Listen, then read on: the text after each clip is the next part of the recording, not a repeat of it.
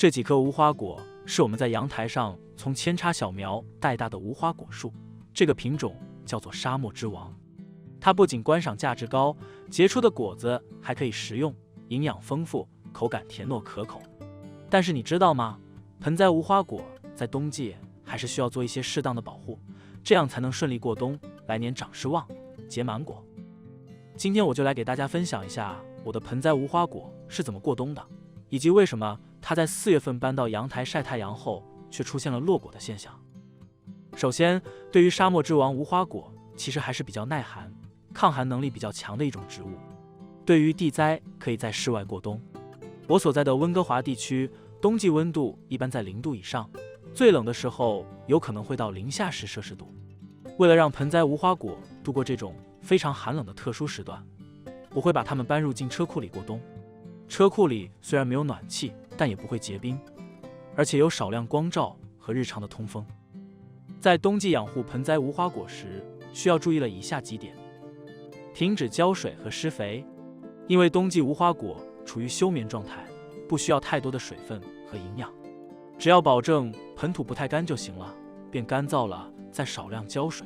不能让它有过量的积水。冬季需要保持适当的低温，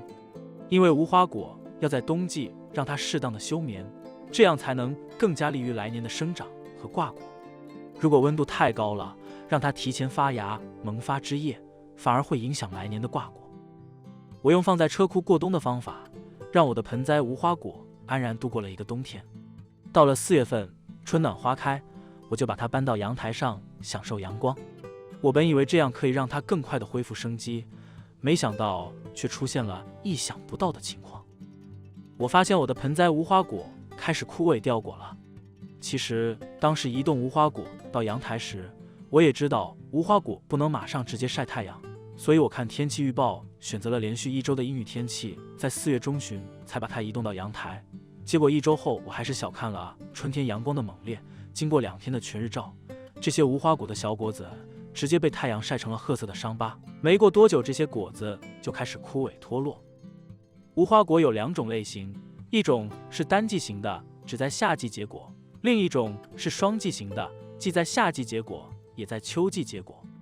而我的盆栽无花果是沙漠之王，属于双季型的。双季型的无花果在秋季结果时会留下一些未成熟的小果子，这些小果子会在冬季休眠，到了春季再继续发育。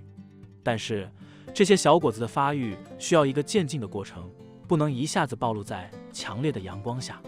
否则它们会受到温差的刺激，导致落果。所以我把我的盆栽无花果从车库里搬到阳台上晒太阳，其实是不正确的做法。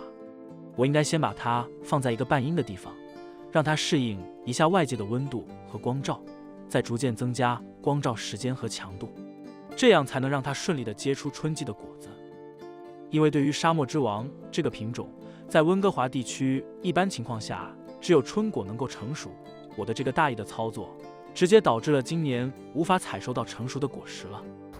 所以我接下来的操作就是对无法采收的无花果进行种剪，让它发出更多的新枝条，用于来年结更多的果实。关于无花果的修剪方式，大家可以点击右上角观看我们对于无花果修剪的视频介绍。好了，这期视频就介绍到这里，我希望我的分享也能对你有所帮助。如果你也喜欢养盆栽无花果，或者有什么问题想要咨询我，请在评论区留言吧，我会尽快回复您。我还会继续分享我们的阳台种植无花果的过程。谢谢大家观看。